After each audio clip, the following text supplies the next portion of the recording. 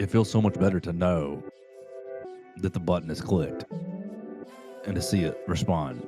I don't know why that becomes such a bad habit for me last This is the month. Joe Gaither Show on BamaCentral.com. Oh, it is?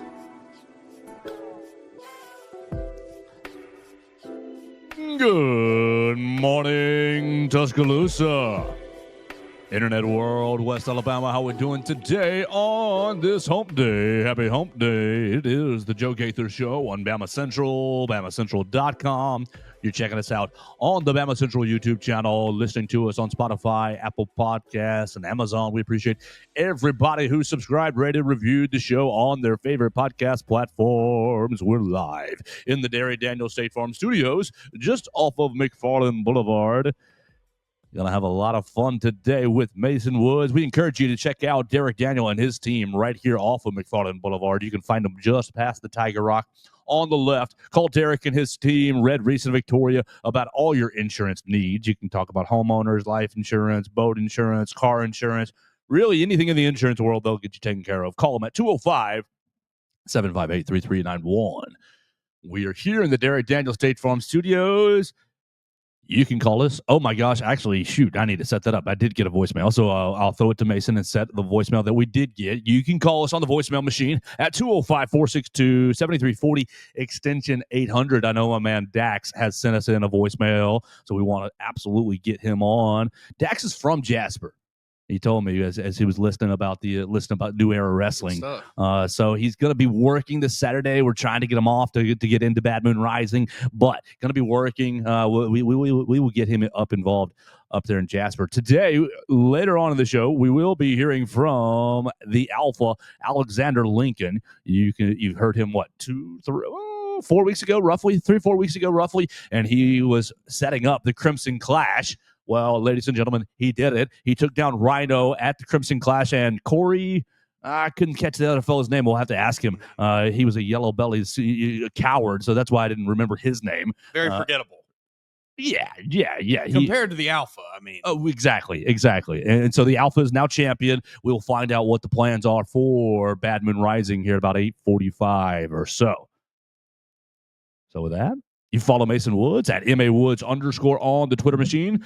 Mason Woods, how we doing today? Let me set up this voicemail from Dax. So let me import this voicemail from Dax here. I'm doing good today. Relatively slow day with some recruiting news yesterday. Reached out to a few people. Didn't get any responses yesterday like I was looking for. We, earlier in the week, got to talk to 2026 quarterback Anthony Colner. Hopefully we'll get to talk to him later in the summer when he gets back to campus. But, we are still reaching out to some folks. We're getting some stories. We're trying to get some information about these prospects. I still think, as I have said for weeks now, Alabama is in a perfectly fine spot with this recruiting class currently. They are in an even better spot than they were now that they have Jordan Edmonds in the class, one of the best corners in the nation. I think he will continue to indicate to other top-tier players that, okay, it's cool to still go to Alabama. We're fine. Everything's okay. I would not hit the panic button at all yet for Alabama, even though I think they're ranked 28th or something in the nation, 30th in the nation right now. So I think it's okay. All right. So what time? How much longer do we give it? Obviously, I'm with you. I'm backing you up on the pump on the don't jump off a bridge yet. Everything's fine. Everything's going according to plan. At what point? What point do you allow the fan base? At what point do you allow the pundits? What point do you say the analysts are okay to say okay? We can be concerned. When does concern become a legitimate factor in recruiting? I think if you go through this whole summer without adding anybody, that would be a little bit of a concern. That'd be nuts. Yeah, that would be a point of concern. Obviously, there's still time even after the end of the summer. There's still a lot of time before final decisions are made. So I still would be in the camp of hey guys, we still got, several months of this left. It's okay.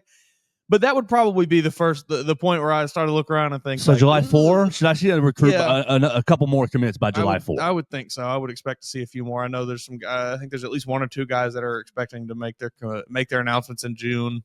So we need you to I'm gonna say rip off, but I don't want to say rip off because that's not what I want you to do. I want you to be inspired by our friend and really great journalist for the Alabama football world, Rodney Orr, Tighter Insider. In July, he does Firecracker 5. These 5 guys are who you should watch going down the stretch towards December. So obviously that's his idea. Well, we can spin it off some way, like Sparkler 7, like Snakes and Sparklers 7. I always think about Joe Dirt when I think about fireworks. Joe Dirt, he's French. All I have is Snakes and Sparklers. I haven't seen that movie in so long, man. What a movie! Great. He goes, you ain't got any, what is it, cherry bombs and atom bombs and Billy bomb, like, whatever. He's throwing out a bunch of, all I have is Snakes and Sparklers. He's like, why don't you have the other stuff? Because it's dangerous.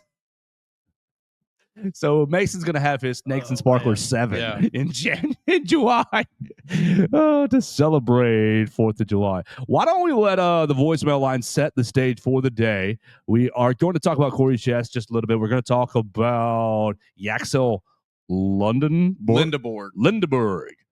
Yaxel Lindeborg, I believe. Lendeborg. Lindbergh chocolate, like that's what. Yeah, sure. All right, perfect. So we're gonna talk about those 2 guys, but let's let the voicemail line lead us. What's up, guys? It's Dax again. Bucknell transfer, freaking let's go. We got a 7-footer. I'm excited for next season already. We're gonna do this the way we did it with Roy from Lake Gunnersville yesterday. We'll just pause it piece by piece so that we can react. Yeah, Bucknell transfer, Noah Williams. I thought our friend Dax had given us a bit of profanity there for a second. It hit my ear that that hard first syllable on Bucknell. What was it? What's up, guys? It's Dax again. Bucknell transfer. Bucknell. That really hit your ear hard if you weren't ready for it. Bucknell. I like it. Look, did we talk about him yesterday? I think we did. Not a whole lot, though. I'm just as excited as our friend Dax here. I think I have longed for getting a European 7-footer on this basketball team for years, and we finally have one. I know his name is Noah Williamson, but he is from Latvia. He is a European basketball player. He grew up there, so he has that that Euro style kind of in his background that I think would be beneficial to Alabama. Well, Dirk Nowitzki, 7-footer. The dude's got a decent shot at 30% from 3. My biggest concern, Mason, is the Horizon League going into the SEC.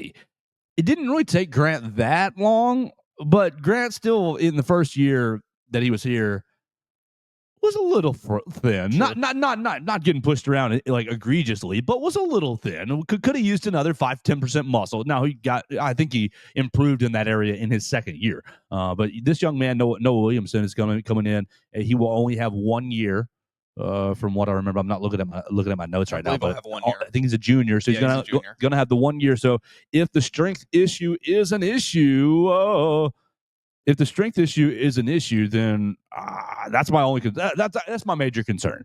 That's my concern. Are you going to be okay? So I'm looking at his game log here. 12 points, 8 boards against Syracuse. I understand Syracuse was not the Syracuse we all know them to be, but that's still good competition. He went 16, 2 boards against Gonzaga. 2 boards is not great, but he had 7 points, 9 boards against Maryland. You had 7 and 5 against Kentucky. So, I mean, I don't think he performed bad against good competition this year.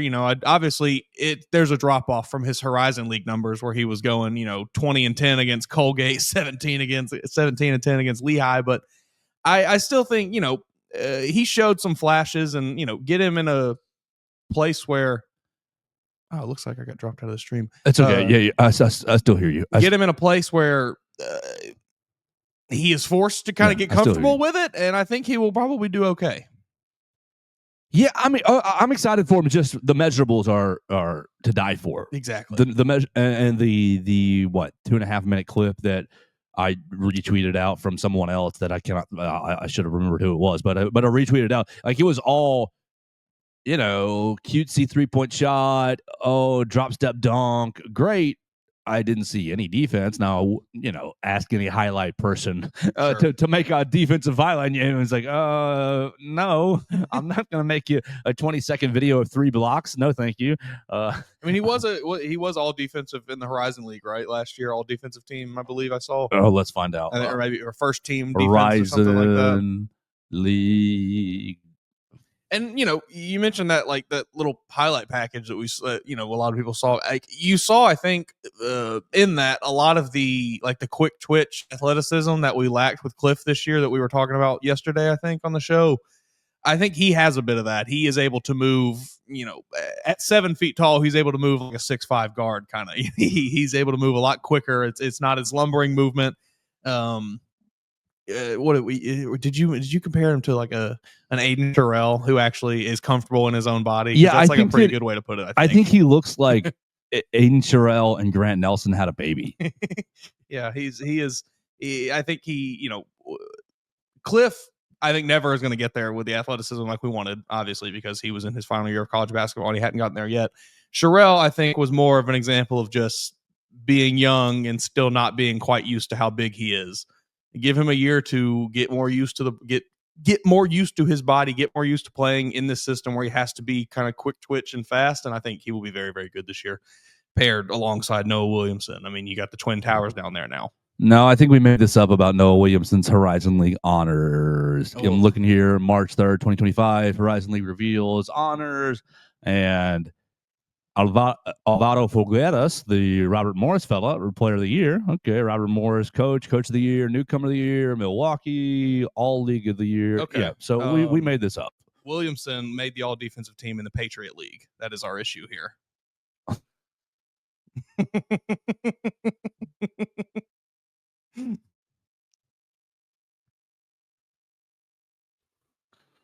They all run together.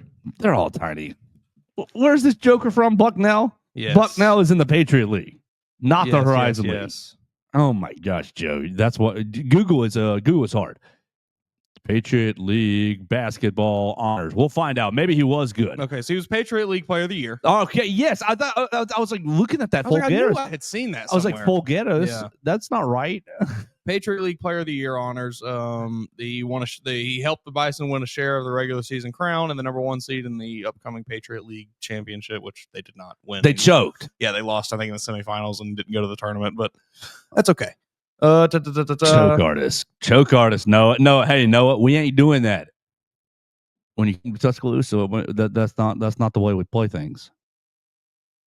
Looks like he is also, all defensive. Wilson made both all defensive team in the Patriot League as well as Conference Player of the Year honors. Great job, Noah. Good on him. Still, though, concerned how that will Definitely. translate. Not like I wasn't excited to begin with, but now I'm just like, 7-footer. Let's go. Also, if any Alabama fan for some reason is still sad about getting, our teeth kicked in by Duke, just remember last year, Auburn went out in the first round and had to watch us go all the way to the Final Four. So any Alabama fan that feels bad about going out in the Elite Eight and Auburn in the Final Four, screw it. It's fine. Get over it, all right? Roll Tide. It's time for football, all right? We had 2 weeks of freaking spring practice left. We've got one scrimmage, and then it's on to summertime. But the intel that we're getting from spring practice, oh, buddy, oh, dude, I cannot wait. Don't fall for it, Dad. Bro. Holy crap. Anyway, hope y'all have a good one. See y'all later. Roll Tide. Roll Tide. That's Dax calling in on the voicemail line. You can call in the voicemail line 205-462-7340, extension 800. We'd be happy to play your call piece by piece by piece. We just talked about Noah Williamson. Why don't we chat about spring football? Because that's where Dax wanted to set us up. We do only have less than 2 weeks now. Mm-hmm. Next Saturday is A-Day. Here's the first question I want to give you. Do you think the changes that they announced will affect A-Day attendance? No. Not at all. If anything, I think there might be more people because they're curious on what this format looks like. And no TV. No, That no, too, no yeah. SEC Network Plus, ESPN Plus. If you got the Plus package, sorry, you are still SOL. You got to come to Bryant-Denny Stadium to see it. That's the part that I think is the best change that they made. There's no need for this to be on TV. No. It's such a waste of everybody's time. It's a waste of those camera operators' time. It's a waste of anybody who is there, commentating it or anything's time. It's a waste of the network's time. Just play your SEC storied for 3 hours like you would for on your Saturday. Yeah. Actually, Saturday, your camera crews are at a baseball game or at a softball game. Play the real sports that are actually competing for something significant right now. Yeah, that are competing. There's not even a game now. Make sure Alabama and Oklahoma is on your TV. Please, next weekend. Dax is right. We've only got about a week and a half of left of spring practice. We're going to be going over to the Mount Moore Athletic Facility here in just a little bit of time. Myself, Will Miller, and Katie Wyndham. By the way, Katie Wyndham going to be joining us tomorrow on the program to talk about every place. She's been all over the place. She's been to all the NCAA tournament games. She was at softball last night, and she's all over everything. We'll talk to her tomorrow. We'll talk to Caitlin DeBoer today. We may not be. I think it's players. Let me find our little flag right there. Contact. Oh shoot, I meant to respond to that email and I did not. April 2nd. We're talking to players. Claim it was April Fool's Eve. That's why I didn't respond. Yeah, exactly. Now you respond today and say, hey, So we'll talk to players today. It'll be select players. It'll be leadership. Yeah, we won't know until we get there. What do you think it's going to be? Think you get? We already talked to Ryan. Quarterback? No, we won't get any quarterbacks this spring. Maybe a Jam Miller. Damani Jackson. We haven't had him this spring. Damani would be good. Have we had Bray this spring? Let me look at our YouTube and see and find out because that's the process of elimination. Because if they've already brought him up, there's a high chance they're not getting brought back. Let's see. I feel like I do remember seeing videos of Bray, but it may have been at like a scrum thing. Yeah, so our last videos for football were all about we had Ryan Williams, right? Ryan, and I don't know who we're not talk to today. It doesn't even matter because what's the question? What's the question when you don't see anything? Hey, how's it going out there? What's the vibe in practice? Everybody working hard? I guess they do this strategically, so you can't formulate any good questions heading in. Yes, because so that I can ask player X, how's your teammate doing? My teammate's doing great. He's got great chemistry. We're really working hard. I'm excited to see how my teammates grown this spring. Oh, great. What about your other teammate? My other teammate's doing awesome. Like.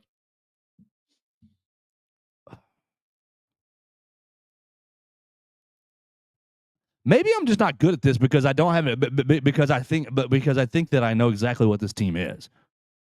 I think this team is really talented on defense. Is it more talented than Ohio State and Texas? No. I think this team is going to look more efficient offensively. But I think that they will be likely less explosive. So a little more patience. I think that maybe Alabama fans will be happier watching this year's team because it might resemble elements of the 90s, elements of the early 2000s, elements of the early Saban days where the quarterback is more distributing. Quarterback's not the star here. Right. And I don't think I do think Ty's going to be a good player. I think Ty has won the job. That's probably the other reason why I'm not very good at this, because everybody else and their mother is selling you guys quarterback competition, but I refuse to sell you guys hooey. I don't believe that there's I believe that the quarterback competition is in name only. I think you're going to end up being. You're going to end up getting back to the playoffs. You're not going to lose one of these dumb games. You might lose to an elite team, but I don't think you're going to lose to any of these dumb teams. You're not going to be losing on the road to Vanderbilt. Alabama 2025 football schedule. You are going to be, if you're going to lose at all, which not that we're not losing. You're losing on the road. Yes, on the road at Georgia. Like, come on, we're not. That's fine. You're beating Vanderbilt at home. At South Carolina. That's going to be fun. It's going to be a tough one. Yeah, that'll be fun for sure. And then Auburn. Auburn will be tough. Auburn might be tough. Auburn on the road is tough. South Carolina on the road is tough. Missouri on the road, kind of tough, but no quarterback situation over there. Their quarterback situation is not good. You got Bo Prabula. He's going to be great. Prabula. I saw Drew Pine transfer. Hunter hollered across the hallway the other day. Oh, Missouri's quarterback transferred. I said, who? Drew Pine. I said, who cares? They didn't lose anything. Seeing Eastern Illinois on this schedule is a bit interesting. I'm not sure I've ever seen that team on the Alabama schedule. Does it scare you? Terrified. Are you afraid? Horrified.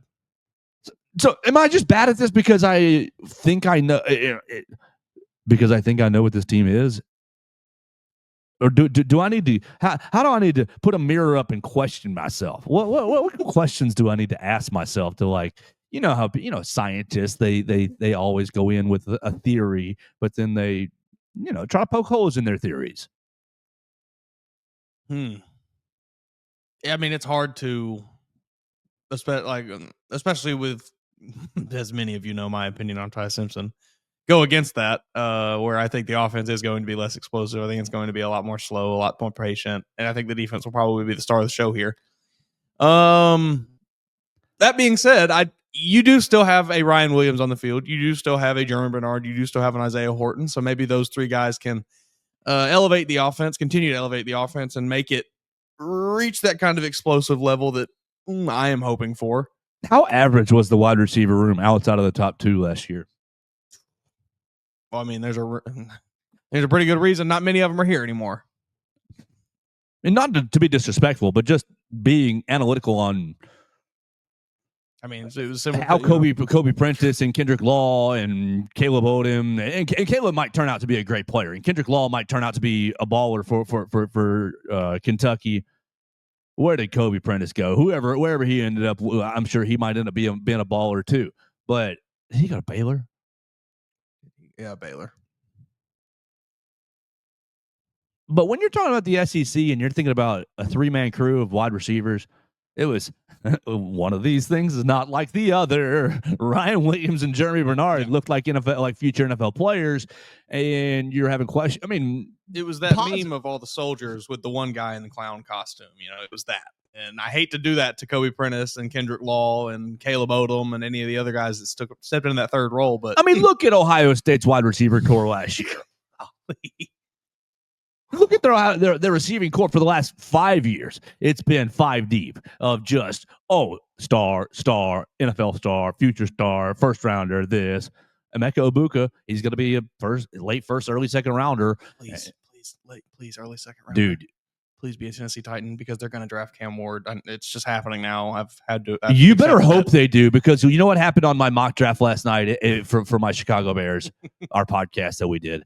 We're scrolling through and we're like, first round's over. What's happening in the second round? And as I click to go to the second round, and it goes boom, Billy to this team, Charlie to that team. You know what? You know what it did in the second round for the Tennessee Titans? Oh no, Jalen Milroe. No. Yeah, buddy. Starter. Oh man. We passed on Cam Ward in the first round, and we took Abdul Carter like you should, and then second round you came back and you said, "Hey Mason, 4 more years of we just got 1-0 today." That would be the exact inverse of the Will Levis draft, when we escaped the first round and it was like, thank God we didn't draft Will Levis, only to pick him up on immediately on day 2, basically within the first 4 or 5 picks of the day. This would be a beautiful first round getting Abdul Carter. Yeah.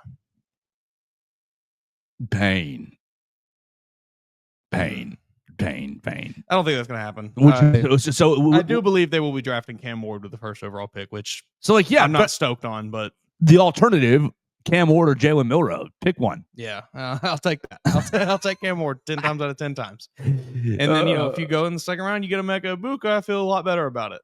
Dude, yeah, we're rolling right there. Titans, tighten up. We'll see. The last time you drafted a receiver, Treylon Burks. Yep. Yeah, one touchdown. I thought Treylon was going to be a good NFL player. I really did too. He was not, has not been, is not. He was a good player at Arkansas. Very good player at Arkansas. He torched Alabama. That game was so Alabama was up like 21-0, 24-0, and it was like a slowly Arkansas came back, and we're all sitting in the press box like, is this about to happen? It didn't, but like what? Landon Jackson 5-7 sacks or something like that. Landon Jackson is going to get drafted in 3 weeks off of that game. And it might be a Chicago Bear because of that game. I can never see when I think. Do you remember the clip of him when he was a prospect running through like bags, slapping them? That's all I can ever think of when I see Landon Jackson, because he was so tall and skinny and just he's also, I think he's albino because he has like pale skin, bleach blonde hair, like very, very pale. Just a strange looking man, and he looked very goofy running through those drills, but he turned into a pretty good player. Yeah. Yeah, no, I'm going to be mad when the Titans draft Cam Ward. I'm not going to be happy about that. Even if it means you avoided drafting Jalen Milroe? Yeah, probably, because you could just like do neither of those things. Draft Abdul Carter and then Emeka Buka. It's not one or the other, you know? It's who is the quarterback right now? It's still Will Levis, right? He's still on the roster. He is still there. They just signed some terrible backup because they let Mason Rudolph walk. Chad Henne. Who was it? Brandon Allen. That's who it was. Great. The old Jets backup. Terrible. I think they're looking to offload Will Levis sooner than later, but we will see. For what? Yeah, I don't know. Here's a box of tissues, buddy. Like I don't. But sports are a weird thing, you know. If I could just go back and tell my 5-6-year-old self, "Hey, buddy, see, I know those colors are cool, but like Patriots, Joe. Patriots. Yeah. Patriots. Be a Ravens fan or something, Chiefs or somebody." You know? Ravens would have been cooler. Yeah, Ravens. Which I did. I think I saw a stat the other day that the Ravens have like the winningest record in the NFL without a Super Bowl win in the last 15 years or something like that, which is crazy. Sucks for them. Yeah, but they've been so elite like since their inception. It's been like, oh, we're well, they've won a couple, yeah, but now, with this team, right? They've won 2, right? 2 or 3. What they won 2000 something, 2008. Ray Lewis year, and then Joe Flacco year, right? Yeah. Or no, they won with Dilfer. Yeah, Dilfer, and then Joe Flacco. Yeah, Dilfer and Flacco was the second. Oh yeah, because Flacco and Ray Lewis won. Yeah. Crazy that they've won with those 2 quarterbacks. Joe, 6-year-old Joe, Baltimore Ravens. Black and purple. Black. You get that. All my clothes could be black and purple instead of navy blue and orange. And every single time I wear that Bear sweatshirt in this city, I get somebody going, War Eagle. And I'm like, not the same logo, but okay. You could wear the cool purple camo pants that the fans wear, you know. And I could be all on Marlon Humphrey, be like Marlon Humphrey's buddy. Yeah. Oh, yeah. It's okay though.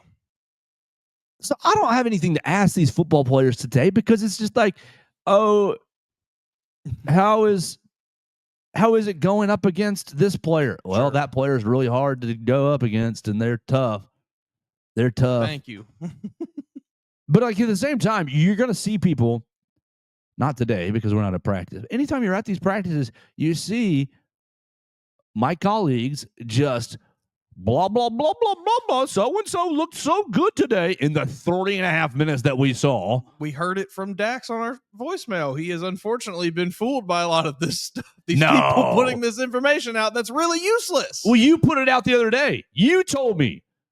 You told us that the quarterback you interviewed told us, by him, by us, by them, by through. You know, he said, she said, we said. This is true. That Ty Simpson had a great day at that scrimmage. Yeah. So are we the purveyors of fake news? No, we're not. Might be. Just a little bit. Ty Simpson to Isaiah Horton was apparently the hookup, and that's what triggered me on the Kobe Prentice Kendrick Law train. Sorry, guys, it was not personal, but I do think that I do wonder if you're going to be able to put out a unit of 3, a group of 3 that that are all respected, right? Equally terrifies the secondary. Yeah, I really like. I'm very excited to see what Isaiah Horton can do this year. I think just we see that Kalen DeBoer very obviously loves that style of receiver, getting the one big body type guy to to be a main piece of the trio. And I'm interested. What do you think kind of Kalen's going to do one day when I just hijack a press conference just asking about Roma Dunze? Just. It'd be good. Kalen would bite on it, but all of my colleagues would want to fight me. And they'd be like, why are you asking? Oh, just for my own. I'm just curious. It beats whatever else we're asking. He'd probably give you more insightful information on that than he would anything else. Yes, because he would. He's not going to give up anything Alabama related. It's just going to be, well, guys had a great day. I'm really excited about what they did. I think Ty's a great quarterback, but Austin Mack too. He's also a stud. And then you got to look at Keelan Russell. He's just a natural gifted athlete. So it's just. I need to ask him about Roma Dunze, and then when they say what's this about, I'm just going to use the soundbite on my podcast, on my Bears show, on my Bears podcast. Coach, we just need a clip for my Bears show. You got to introduce yourself as like Joe Gaither from Joe Gaither, Believe in Yes. Monsters, Believe in Monsters podcast. Believe in Monsters podcast. Coach, what do you see in Roma Dunze? How is he going to grow in his second year? That would be good. Or you show up to a press conference after a game just dressed as all decked out. You've got. And you were just pretending to be a full just Chicago media member. And you just, I traveled all the way here to ask you about Roma Dunze, Coach. Right after a post game. I'm writing a feature on Roma Dunze. right after the first game of the year, after Alabama played. Right after they lose to Georgia in Athens. I would get shot. You wouldn't make it out of the room. Oh, which media member would shoot me first? Ooh.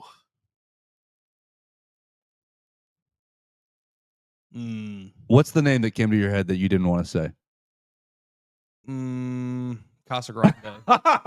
Yes. Yeah. And I don't even know if it'd be that. I think he'd just turn around and just slap you with 1,000 pounds of force. Yes. What is this? Get out of here. Coach, Roma Dunze going into his second year. Bears getting rid of Keenan Allen. You think we're gonna see him step into a bigger role this year?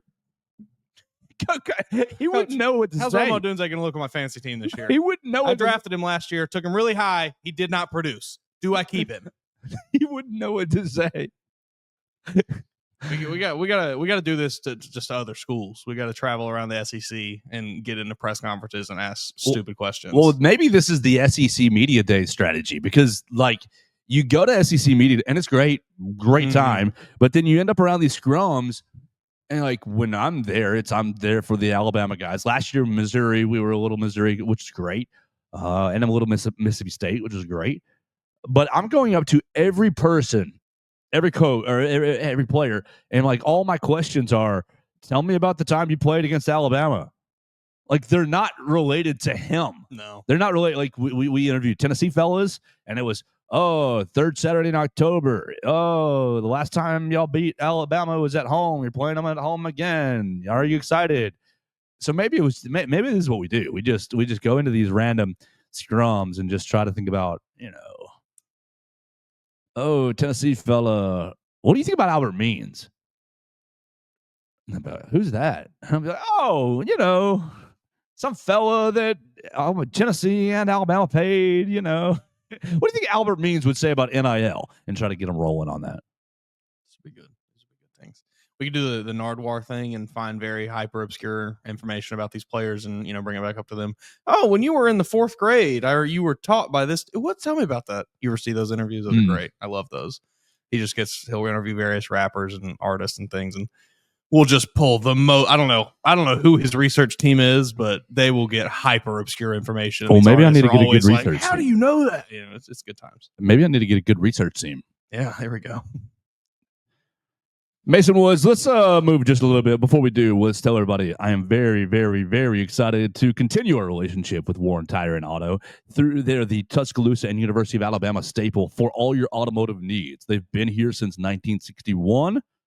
Didn't we say 16 national championships they've seen? Something of that, something wild. They've been here since 1961. They're in their 3rd generation of family ownership. Warren Tire is the go-to place for all your automotive needs. They've got 2 great locations to serve you. You can find them on 15th Street for tires, brakes, and alignment needs. Right across the street from the stadium.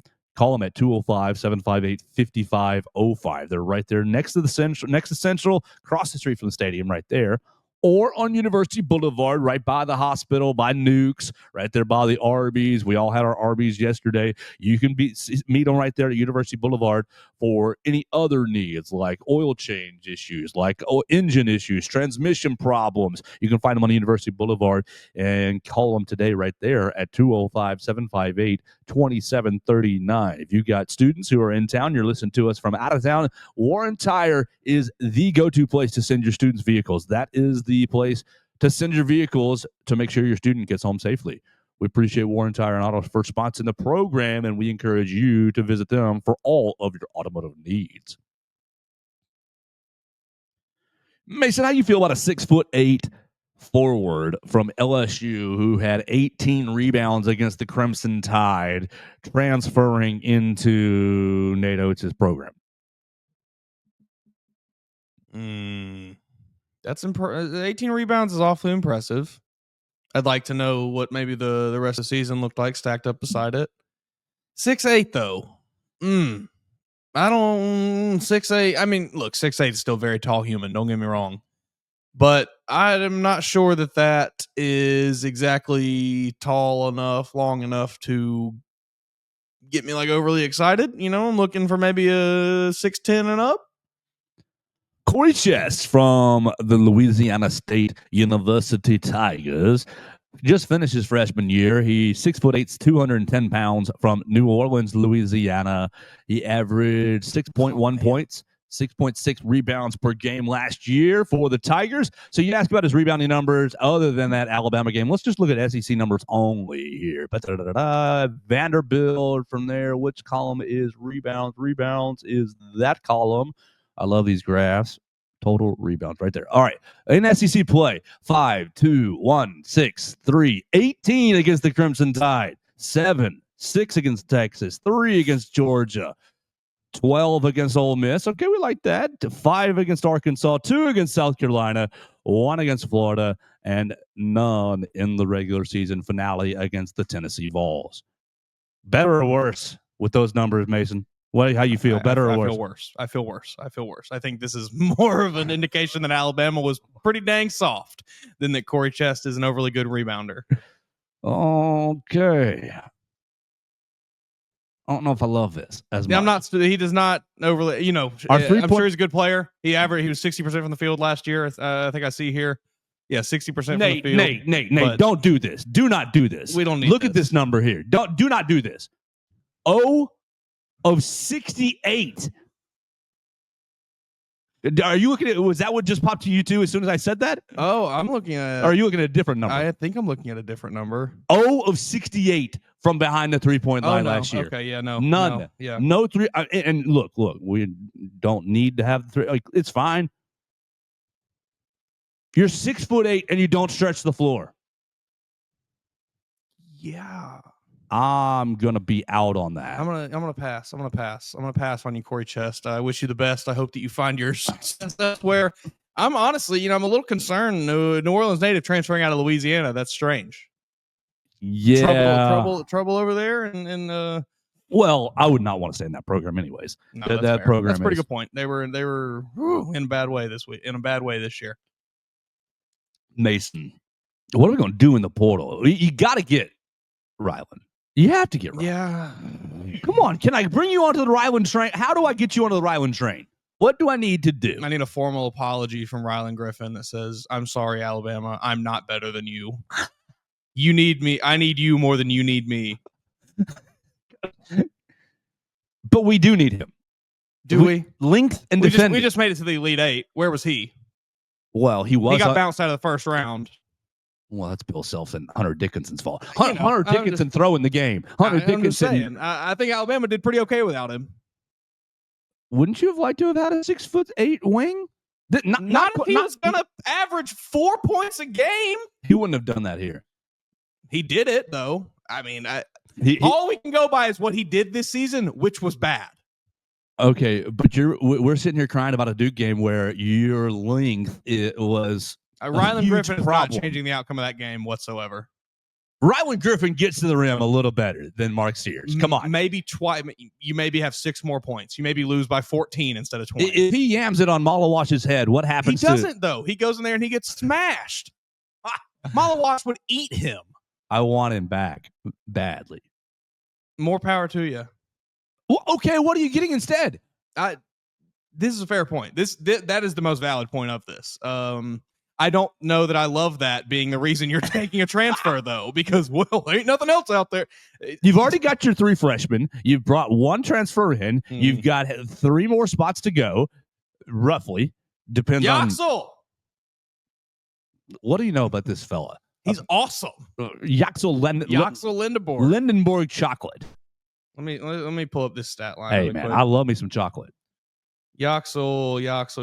UAB guy. He's a big old boy, right? He's 6'8", 6'9"? 6'9", yeah, 6'9", 240, average 17 points, 11.4 rebounds on over 50% shooting from the field. So he's a post. He's not a wing. Those rebounding numbers say post to me. I don't know. I'm not sitting here watching the Blazers. Is Andy Kennedy still coaching them? He was 34% from 3 last year. Okay, is Andy Kennedy still? He's got to be. Yeah, we would have heard of that. Andy Kennedy. He has to be. Average 4 assists. Yeah, he is. Okay, so almost 2 blocks. So Yaxel becomes the young blood replacement. 36% from 3-point last year, so not bad. Would still like to see somebody close to that 40 range, but better than 30 or 0 or whatever Rylan Griffin did. Well, Mason, you got to bring back somebody. You got to bring somebody in. I'll take Yaxel in the board. Yaxel and Rylan. Can we get them both tandem? I'll just take the one. Okay, I'll just take Yaxel. Yeah, I'd probably take Sam Walter. No, I'm just kidding. That's what you do. You get Sam, you get Davin, you get Nick Pringle, you get Rylan, you bring the gang back together. I'd take Nick Pringle just for the attitude. I liked his personality. I'm seeing that online, and I'm sure that it's just a joke. Let me tell you, there is no room for him. No. You do not want this group back together. The entire group back together. The group was 111th in defense last year. Allergic to defending. They got really hot at the right time. Yes, they did. So great. All right, wish them all well. Yaxel Lindenborg is the player I am most I most want out of the transfer portal at this moment. If we get him, I'll bring you a little package of Lindenberg chocolates. That'd be good. That can't be a domestic company. He's got to get an NIL deal with them somehow, some way. Got to put them together. Mason, we're not going to be watching the Final Four on Saturday because Alabama was out. I don't even know if I can bring myself to hate watch it. I'm not watching Auburn. No way. It's just gonna make me upset because they're gonna win. It's gonna suck. I don't actually think they're gonna win. I'm taking Florida, dude. I am too, but I just know if things are going to continue to go the way they're going, that's going to be an Auburn winding up in the final, and it's going to be crushing for everyone. Doom and gloom over here still. Well, I have something else for you to do on Saturday instead. Will you join me Saturday at Swan Gym in Jasper, Alabama for... Now this intrigues me. A little rest. I heard that there's an open challenge that you wanted to answer is what I heard. You were texting me last night. We're about to be joined.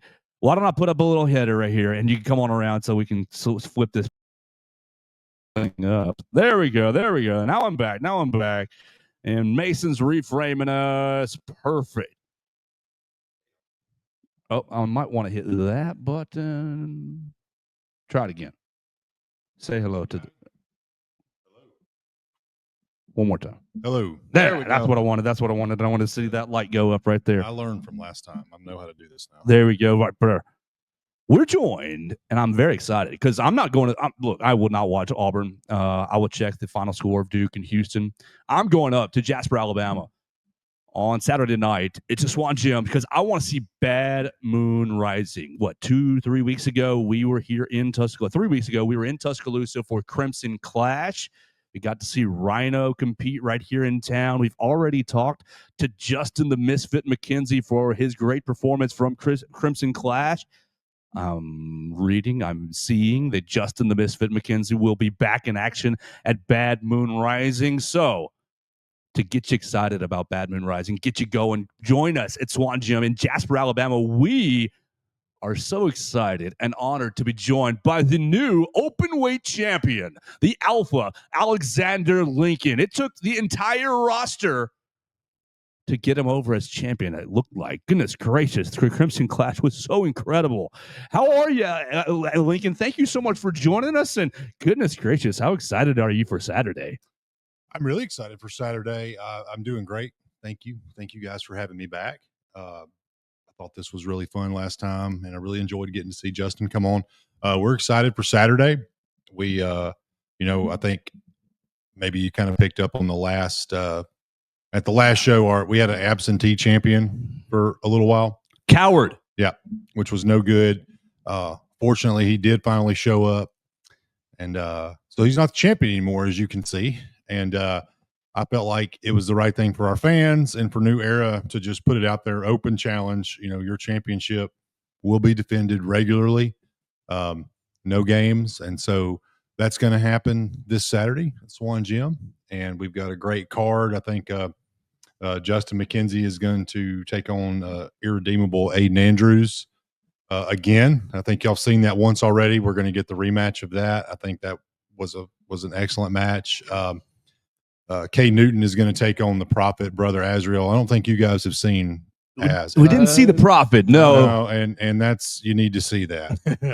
He's an incredible competitor, and I think that's Falls Count anywhere. And so no telling where that one's going to end up. What else do we have? We've got my brother Joe Wood is taking on Plumber Joe. Yeah, the champion of champions, Damian Serotonin. So we've got a great card, great show. Looking for a strong follow-up to Crimson Clash.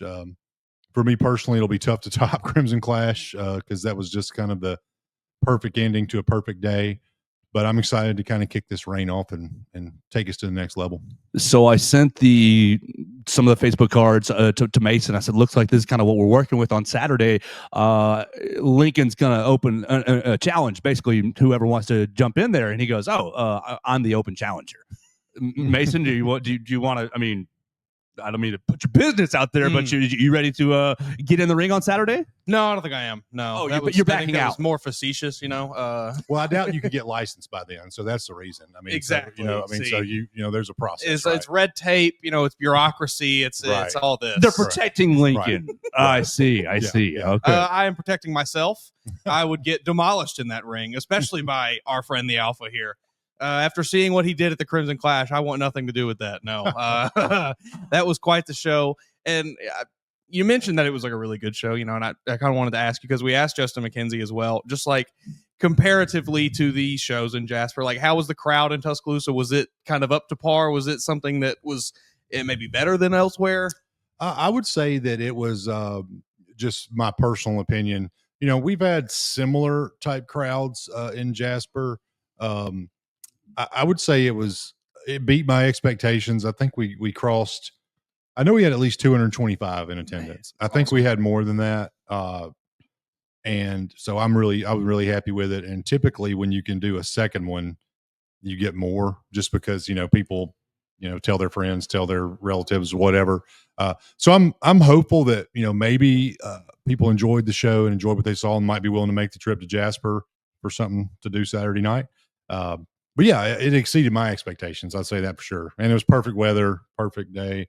We, like I said, we're going to come back to Tuscaloosa. Mm-hmm. We're searching for an indoor venue just to, I was a nervous wreck the whole week because of Saturday. We had a really terrible storm system come through the whole state. Big time. And I just knew, I was like, everything's going to be ruined. Obviously weather, it turned out perfect, and turned out Tuscaloosa was spared some of the storm damage that happened across the state. But looking for an indoor venue, but we are coming back. That's actively happening right now.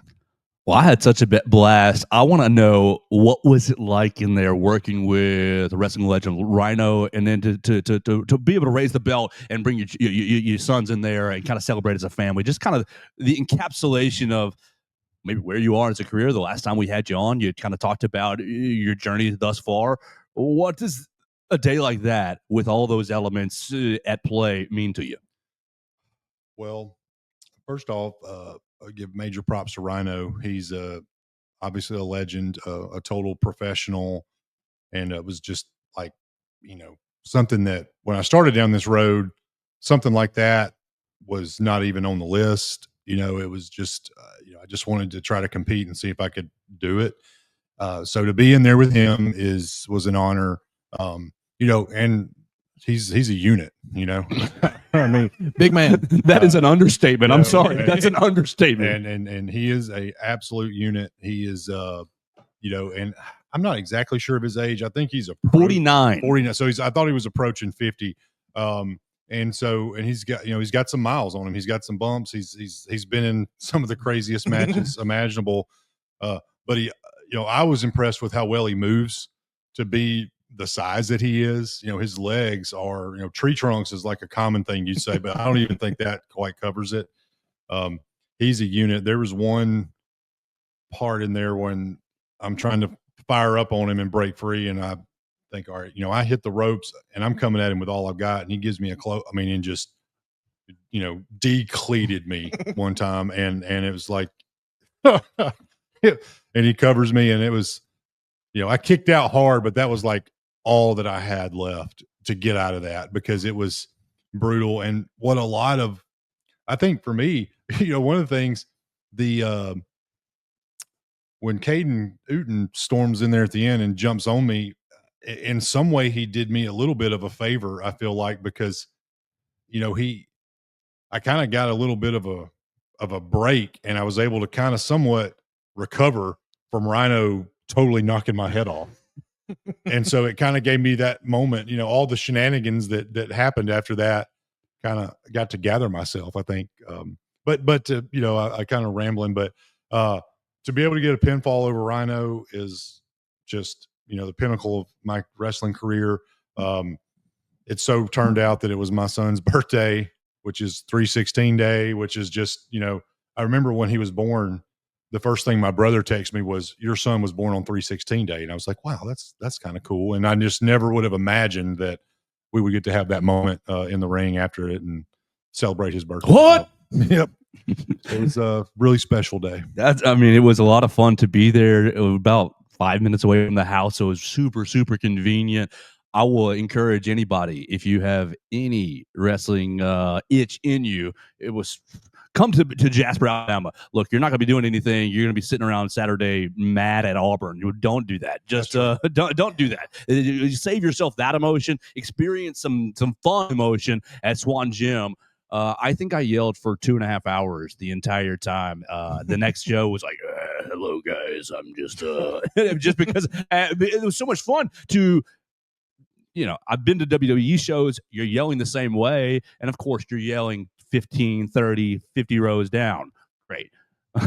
The Crimson Clad over here at the pavilion. I was like right face to face, and the wrestlers yelling right back at me, and I was like, "Oh, this is different, but it's fun." It was such a different and more raw experience. Not to use the pun to me, but I just loved it, Lincoln. Well, I'm glad. Yeah, I've told anybody that'll listen. You don't. I told my wife this. We went to a Maroon 5 show last year, and I have no problem with Maroon 5. I know a lot of their songs, but it wouldn't have been in my top 10 of shows to go see. But she really loved it and wanted to go do it, and I said, okay, fine, let's go do it. But when I got there and the lights go down and the music hits, I'm like, okay, I had a great time, and I feel like a lot of times pro wrestling can be the same way. It may not be something you think you might enjoy, but get there, get in the environment, be close to it. And, I just have a hard time believing that you'll leave there not having had a good time. I think that you can laugh, you can make fun of people, you can be sad, and you can feel a lot of different things, but you're going to come out of there with an experience one way or the other. And that's kind of our goal. Yeah, I had going to the event in Tuscaloosa just a couple weeks ago. I that was the first any kind of wrestling event I had been to. I've never been to any kind of WWE event or anything like that. So that was my first taste of seeing wrestling live in person. Obviously I watched it on TV and things, but it is like seeing it in person is so much different. The bumps, you hear it, you feel those slams down onto the mat. Just kind of, I guess, just walk us through, like, how do you not mentally prepare, but physically prepare as well to take because those bumps, they seem and they sound and they like I feel it when you hit that floor, And it they're just- coming from Rhino too. Golly, how do you get ready for those? I don't know. Is there any way you do? I don't know that you do. I mean, I think for me, like I said, I was 36 when I started training, and so I think a lot of guys, the younger guys, that there's a saying that you get kind of callous to it, just like you'd get callous on your hands. You develop the same thing in the ring as it relates to bumps. I don't know if that's true or not. I think for me, it's more, in the moment, it just is what it is. It's usually the next day that you're kind of feeling that. It's like, okay, that's tough. I know that a lot of times I've had road trips to wrestle and feeling great, feeling good, drive home, and then getting out of the car, it's like, okay, this feels different. But I don't know. I do try to, I train, I lift, I work out, do a lot of cross training, do CrossFit, that kind of stuff. And I try to, on approach to show day, lay off a little bit and recover a little bit. I'm a big fan. I'm a big believer, and I don't know if it's in my head or not, but I use this thing. It's called the Shakti mat, and it's like an acupuncture mat. You lay down on it in the floor, and I've been doing it 5 or 6 times a week for a long time, for like 30. I can now do it I could lay on it as long as, I needed to. I've been on it for an hour or longer. And I think that helps my back and the joints. For me, maybe it's in my head. I don't know, but it's Hey, if it works, it it works. works. That's right. At least it makes me think that it works. I do see a chiropractor somewhat regular, so I'm very aware of like, okay, this is putting wear and tear, but at the same time, to me, I've said this before, there's no better feeling in the world than having some big bump in the ring and just hearing the crowd, feeling the people and being a part of that moment. I absolutely love it. So, that's a little bit about what I do. I try to stretch and we got at the gym this inversion table, the thing that hangs you upside down. Oh yeah. We just got one of those a couple of months ago. And so I've been using that. I don't know. I like to believe that these things are offsetting the damage. I don't know that it's true or not, but I feel great now. And I don't feel like, I wouldn't have imagined I've done this into my 40s, but I feel really good and looking forward to more. I feel like I'm just getting started, honestly. What might help offset the damage is what's over your shoulder as well. Right. What in the world? How's it feel walking around with the know, Open Championship? It feels great. This was when I started. I can't remember who the champion was at New Era. Irrelevant. It doesn't matter, right? But heavy. To be able to be a part of that and to be in the mix was really exciting for me, and to be able to win it in my hometown means a lot. And so I know that night, me and my brother and some of the other guys went to Baumhauer's, and I was like, you know what? I'm definitely carrying this in with me. And I did. You should have. Perfect. Absolutely. That was great. It was awesome. I've kind of tamped it down a little bit. I don't think like my business partners and everybody wants me to carry around all the time. Sure. But, I was like, I don't know when I'm going to get to do this again. So no, it feels great. It's a great accomplishment. I just want to do more. I want to have great title defenses. I want to wrestle the best opponents that we can get to come. I want to wrestle guys on our roster. I want to just do more. That's what I'm looking forward to. We're on the road to Anniversary now, which will be in June, which is our WrestleMania is Anniversary coming up. And so we're on the road there. And so we're looking to build to that now and to put on the best show that we can. And that best show will be Saturday, Bad Moon Rising, on April 5th, right there, Swan Gym in Jasper, Alabama. You can get tickets right here on the internet. You can call us if you want to. Oh, you got a phone line right there. It's here. I can't see it. 205-435-3403. 205-435-3403 for your tickets. Look, these are really affordable tickets. If you're looking for something to do on Saturday night with the family, it is a very, you don't have to go out to eat and spend hundreds and hundreds of dollars. $25 ringside seats, $25. $15 general admission is what I'm seeing here. So really, really, really affordable. I think I spent, when I walked in, I bought someone else's ticket, which is great. I bought some hot dogs. The concessions, Mason, were like nothing. Yeah, I mean, I came out with like 2 things of nachos, a soda, some candy. It was like $7. It was really, really great. I bought me some action figures. I do like to collect some action. So you had some vendors. It was great. Was a great experience, and you can also get them on Eventbrite. If you go to the Eventbrite app and search New Era Wrestling, I think you can. I think that's how I got mine for the you can class. purchase them there. So yeah, please do. You know, we Eventbrite or 205-435-3403. And then I bought them. I walked right up and cash out the lady at the door. Yeah, and you can do that. That's an option as well. So many, many ways to get in. No excuses for you to be in Swan Gym at Jasper, Alabama. Bad Moon Rising, 7:30 Saturday night. So you're hosting an open challenge. Who's the one person that you're like, I hope he doesn't come out of the curtain? There's nobody that whoever comes out is fine with me. It could be anybody. They're all going down. They're all, yeah. I'm locked in. I'm familiar with everybody on our roster. So if it's somebody that's not on our roster, I don't know. I don't care. Who might have the courage? I mean, I don't know. Look, Mason already said it. I'll be honest with our audience as well. I don't have the courage. Even if I were certified, no red tape for me. I don't. Who might have the courage to step in between the ropes? Well, I think it's pretty obvious that Cade Newton has some kind of beef with me. He ran in on that match, so it wouldn't surprise me to see him step in. The misfit. I mean, why wouldn't wow. Would somebody shoot their shot? I don't know. Is an option. Damien seems like he wanted to teach everybody something. But you seem smart enough. You've already learned it. Do you need to go through Damien's wrestling classes, or he learned from you? Damien and I had a little deal last summer, and I think I think if I'm being fully transparent, I think I'm 1-2 against Damien. My first time I wrestled Damien, I was still very, very new, very green, and I don't make any excuses. He got me.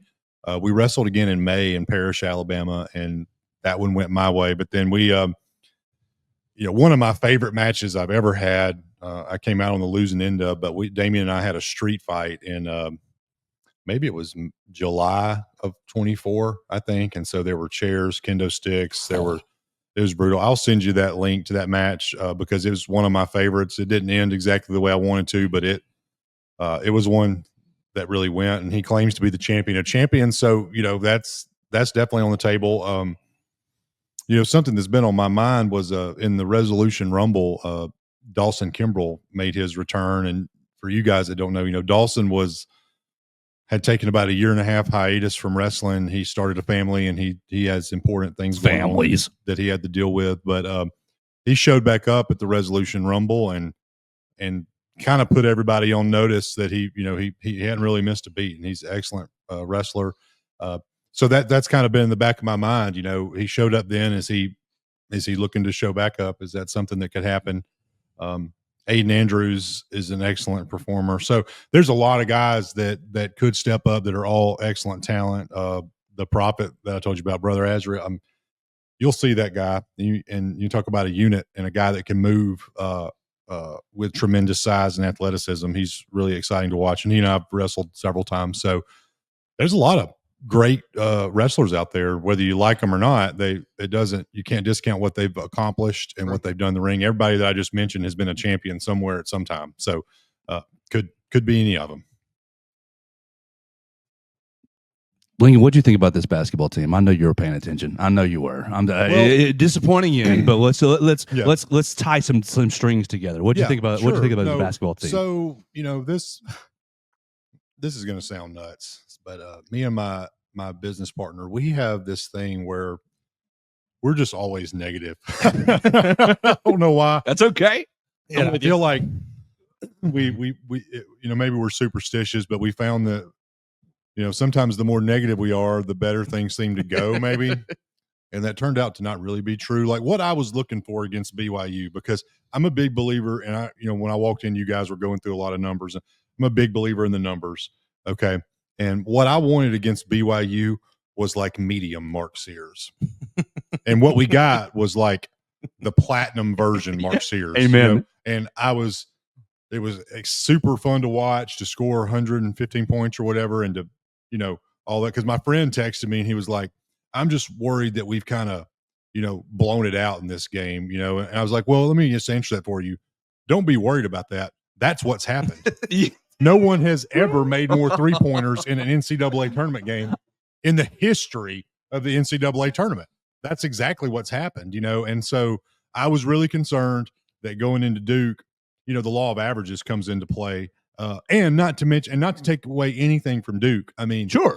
They were sound. Yeah. They were an excellent team. I mean, Cooper Flagg is supposed to be a senior in high school. He's like the Ryan Williams of college basketball, really. He was 17 up until the end of the year. Nuts. He didn't really get that same pop that Williams did about that. But to me, that's almost harder than what Ryan Williams did. And maybe I'm wrong, and if I am, people can tell me, that's fine. But 5-on-5 college basketball, Cooper Flagg is going 1-on-1 with these, you know what I'm saying? And so there's to me, basketball is a little bit more individual than football can be sometimes. That's just personal opinion. I agree, absolutely. But so you got 17-year-old Cooper Flagg taking 22-year-old senior from wherever to the whole, there's a big difference in a 17-year-old, 18-year-old, and a 22, 23-year-old man. Mm-hmm. And so what he did is incredible. I was really discouraged during the BYU game because, it just seemed like they were just making layups the whole game. And I know that was some of our strategy was to take away the three and do that. If we wouldn't have been hitting the three like we were, I don't know how that game would have gone. Sure. It felt like Duke was able to do the same. They were just making layups the whole game. So it felt like, we just had some defensive struggles. To me, making the Sweet 16 is on par with making the college football playoff in some respect. And so there is a part that's like, you certainly want to win it all. And it's really easy to become like arrogant Alabama sports fan because we flip that on for basketball pretty quick. You know what I mean? Cause it's like, 2 years into Saban's tenure, all of a sudden we're all experts on blocking technique and schemes and inside outside zone and read, we know all this stuff. And the same thing's happening with basketball. It's like, we need to be doing this, doing that. And I'm really excited. I really enjoyed the season. A lot of fun stuff. I think personally, maybe this is a hot take. I don't know, but I've had this conversation with my friends. I feel like Mark Sears is the best Alabama basketball player of all time. And I don't know who. I think there's some other players that had really great NBA careers, Robert Horry. Mm-hmm. But when you talk about in context of Alabama basketball and what was accomplished, what he accomplished individually and what those teams did, 2 Elite Eights, a Final Four. He was first team All-American twice, I think. Mm-hmm. I don't know that any one person has accomplished more. Maybe somebody will chime in, and maybe that's a hot take because he doesn't look like the great. You know what I mean? I mean, he doesn't have that look necessarily, but I think who's done more for Alabama basketball than him? And I don't know if there is anybody. Maybe there's a better individual player, but that's just long answer to your short question. No, I think kind of I agree. So we should be grateful for what Mark did. I was known to get on Grant Nelson's case sometimes. If I'm just sometimes he needed it. I'm being transparent. But one of the things that I noticed was I think in round 2, is it Robert Morris or played Robert Morris in the opening round? St. Mary's. Yeah. It was St. Mary's. No, it was Robert Morris because he was injured and didn't play. Correct. Mm-hmm. And to see that when he came in the game, everything changed. And he only scored 4 points. It wasn't but everything changed, because the intensity that he brought. And so I'm happy to always admit when I'm wrong. And I looked at that and I thought, that was really interesting for me to see that sample set. This is without and this is with, and this is the difference. And because he's getting his hand on the ball, he's just doing a lot of things that impact the game. And so Grant, I'm sorry, and I was wrong. So I'm happy to always admit when I'm wrong. So. Oh, it's such a fun season. Such a fun, really, 2 years with Grant and Mark together. Yep. Looking forward. I think everything you said was spot on. I'm going to have friends that are going to laugh because they think that I've become the most arrogant person in the world with basketball and and you're echoing, oh, shoot. Another thing is, I always felt like Bediako should still be here. Yes. That was a killer. Bediako's agent, I hate you so much. Because I felt like when we played when we played UConn in the Final Four, somebody like Bediako could have made it. I don't know that we would have won, could have made a difference. And then if you make it into the finals against Purdue, someone like Bediako against Edey, maybe I'm not saying he's better than Edey was, but I'm just saying having a legit seasoned, experienced 7-footer in this system for at this point would be 4 years. To me, could have made a difference. A huge difference. I mean, all the complaining that we do, I mean, this is back to your point about drop coverage. Yeah. But Bediako played it so well. Yeah. Bediako just had the feel for where the space was of the balance of, I'm still guarding the rim, but I'm out here kind of, without Cliff. I just think Cliff struggled with giving that space and then still protecting the rim. I agree. The thing that I liked about Cliff that I didn't like about Bediako was that I felt like Bediako was always trying to lay the ball up, whereas Cliff is going to bring the thunder slam. Yes, sir. Whether you like it or not, and he missed a couple, Sure. right? But and I always wanted that from Bediako. I was like, I want the thunder slam. You know what I'm saying? I want you to bring it. And Cliff brought that, but I do agree with your comment. Again, here we've drifted into like, we're proving all the criticizing his footwork in man-to-man defense. Right. Like I know anything we're about proving all the narratives right here. Right. So anyways. I'll spin us back to wrestling a bit. Let's talk a little WWE. I want to ask you, we had a just legendary segment with Gunter this past weekend or this past Monday. I just want to really get your opinion on it. Get your opinion in the Uso versus Gunter feud. I think me and Joe both are firmly on the Gunter side of things. There's nothing you can do to make me believe that I know the underdog. All right, I'm sorry. Right. No, I got it. I get it. I think my sons are huge Jey Uso fans. And I think that what he did to get over at the level he is incredible. Yes. And I'm super happy for him because I've learned now myself, it really is about your connection to the audience much more than it is, what kind of moves you can do. And you got to be able to deliver in the ring. But I think Jay has found a little niche. It's more than a little niche, that works for him. That's great. So when he went over at the Rumble, I would say it was a shock. I thought everybody, thought Cena was going to go over, but it makes sense to me because, that's who we're trying to elevate. Because from a business standpoint, if I'm just talking wrestling business, I want to be able to have Cody Rhodes on a show selling out seats, and I want to be able to have Jey Uso on a show selling out seats. And I think, I'm not saying Jay's at that Cody level yet, but I think that's maybe their goal to have that top baby face, because those guys are the ones that sell the shirts, the glasses, the hats, all that stuff. Sure. Those Jey Uso glasses at the last Raw show I was at, $45. Yeah, and they're selling. Selling them like I've got 2 pair in my house. My kids have Yeet shirts. So yeah, you got to have. That is what sells tickets to me, because that's what brings mom and dad and the 2 kids, the family of 4 that's going to buy tickets. Everybody's going to eat food. They're going to get merch, right? That's the real money, So anyways, to your point about, I really felt like this last week took a big leap in that feud, because we needed to get some emotional investment in the feud. And I think the segment with Jimmy and Jay in the handcuffs and all that was brutal. Hey, it was tough to watch. It really was. And that Look at your brother. Yeah, it was tough to watch. And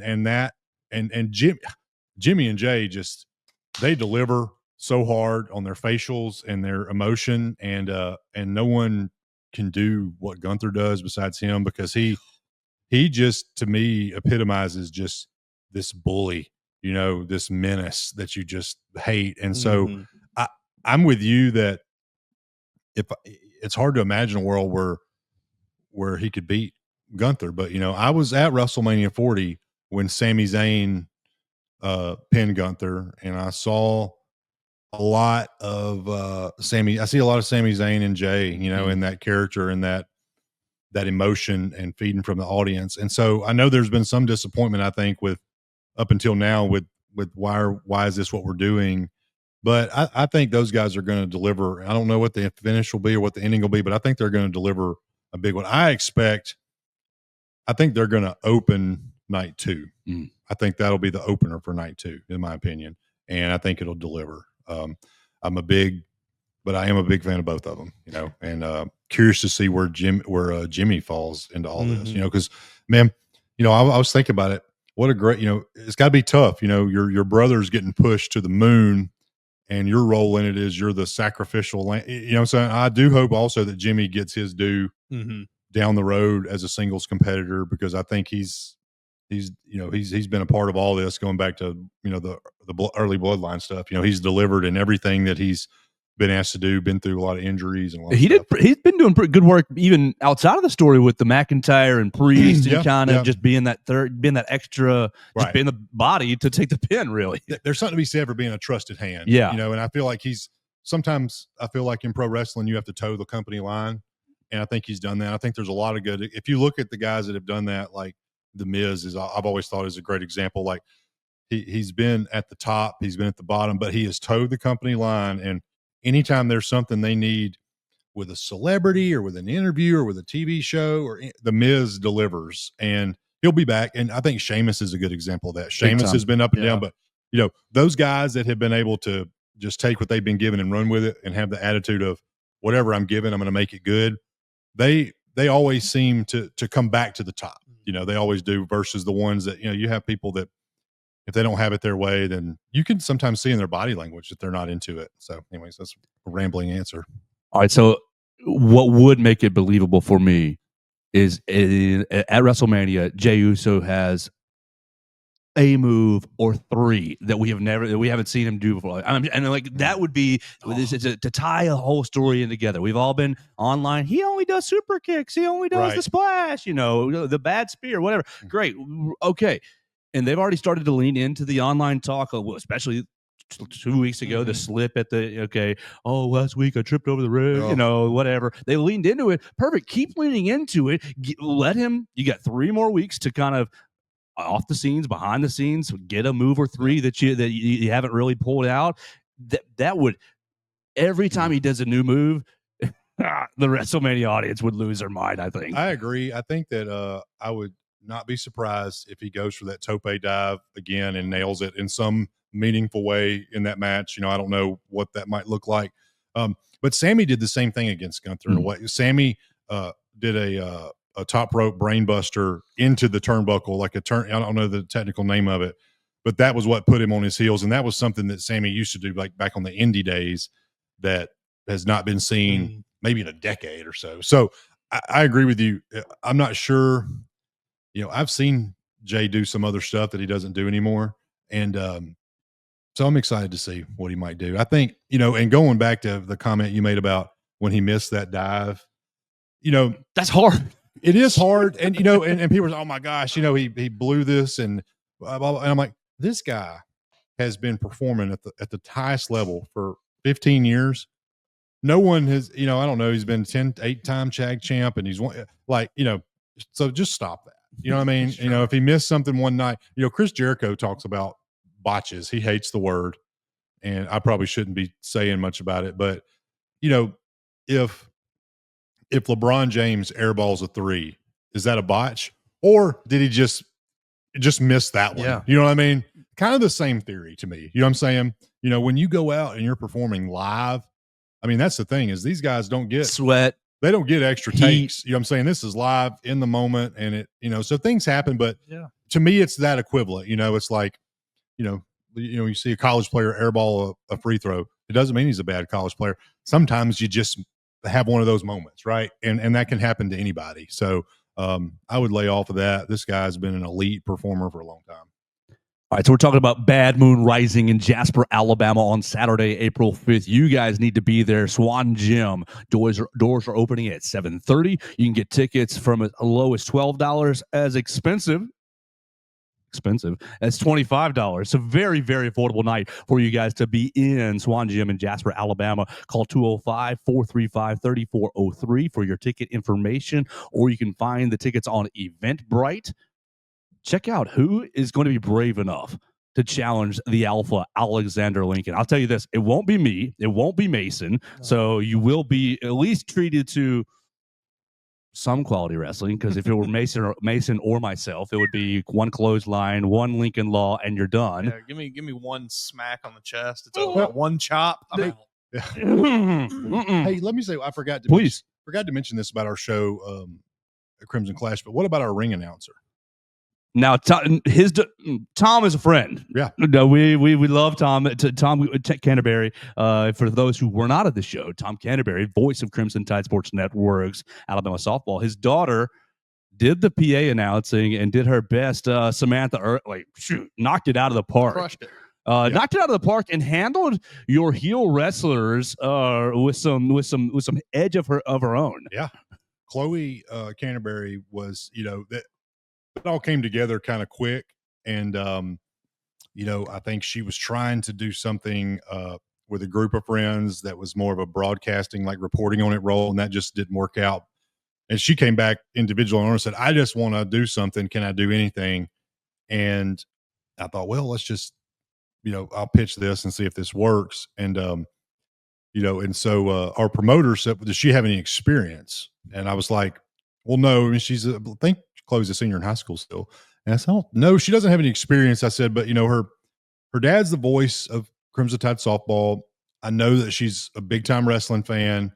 I'll see about experience. Well, the reality is, like, she's been performing on stage since she was, I don't know, very young. I don't know the exact age. She sings, she's in plays, she does some sports journalism and broadcasting for her school. And I was like, I just think this is going to be good. And I remember good call. We're getting ready, and she's getting her cards ready to go out there. And I'm like, this is what's going to happen. We're going to do this. We're going to do the national anthem. And she said, well, do I need to sing the national anthem? And I was like, because we normally play it, like the song, play it through the speakers. And I was like, okay, sure. If you want, and man, she crushed it. It was awesome. Yes. So I'll say this just to put her over. At the end of the show, there was one person that Rhino asked to come back and to speak with, and it was her. Okay.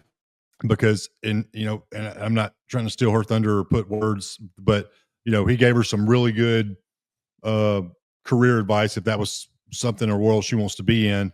But he just talked about her command, and she, like in our match, it was a triple threat elimination that had some different rules, and she did such a good job of explaining the rules and doing all the, but I just thought that was interesting that of all the things that went on, that was the person that he called back and wanted to speak to. So was really proud for her too. So, because it takes, the wrestling is one part, but we have referees that work really hard. You get in there and referee a match because you're up, you're down, you're moving around. It's a lot. But if you have a great ring announcer, it makes everything feel more important. And you think about like Michael Buffer back in the day. Like Samantha Irvin, like, in my opinion, she broke ring announcing for everybody because she was so good. So anyways, just wanted to put her over. I thought she did a great job. She did do a wonderful job, and I'm looking for. Tom said she wasn't going to make it this show, but maybe another one in the future. We're doing Clash at the Keystone, which is a fundraiser show in Pelham. Great. On May 3rd. I think she's going to be there for that. Hey. And then we'll be back in Jasper on May 10th. So we kind of got back to back. So here we go. We're going April 5th, May 3rd, and May 10th. There's their next three. Right. And there'll be info dropping on the May 3rd and the May 10th soon on the Facebook page. Perfect. All we want you to do is think about Saturday, though. Saturday 7:30, Jasper, Alabama, Swan Gym, Bad Moon Rising, an open challenge for the open weight championship. I don't think anyone's going to I'm going to be there, so we'll find out. I think Lincoln's going to stand in the ring, put the belt down, say, whoever wants it, and we're going to stand there for about 15 minutes. And all these yellow-bellied cowards, nobody's going to come out. Maybe I'll get some of those nachos and stuff you were talking about. Hey, they were pretty good. Yeah. He'll eat the nachos while he's waiting on somebody to come out, and nobody's going to come do it. That'd be too scared. Be perfect. Lincoln, great time having you on. Thank y'all for having me. I enjoyed this. It's fun. Thanks for asking me about basketball. It's fun to talk about too. Shoot, anytime that we can connect wrestling and sport and in my life, shoot, that's all I'm doing is watching old WrestleManias and killing Peacock or subscribe. It's personally supporting Peacock in my house. I agree. I'm with you. Follow the Alpha Alexander Lincoln. You can find him on the Facebook machines. You can find him really anywhere on the social medias. He's in some of my comments as well. We will tag him on this show. We'll tag New Era Wrestling on this show. We want to get your opinions on the transfer portal, 205-462-7340 for the voicemail line, extension 800. You call the number, and it says, type your extension 800. You can leave us a voicemail just like Dax did today, just like Roy and Lake Gunnersville did the last 2 or 3 days. We appreciate everybody who calls in. You can call us right there. Find us at Joe Gaither 6. Find us at Bama Central. We'll get out of here for the day, going to talk to some Alabama football players. We'll have Katie Wyndham joining us tomorrow, and we'll get you ready for Bad Moon Rising on Saturday right here on the Joe Gaither Show on Bama Central and BamaCentral.com. Thanks for joining us on today's edition of the Joe Gaither Show on Bama Central. Keep up with Joe on all his social media pages at Joe Gaither6. Subscribe, rate, and review the show on Spotify and Apple Podcasts, and be sure to read us daily at BamaCentral.com.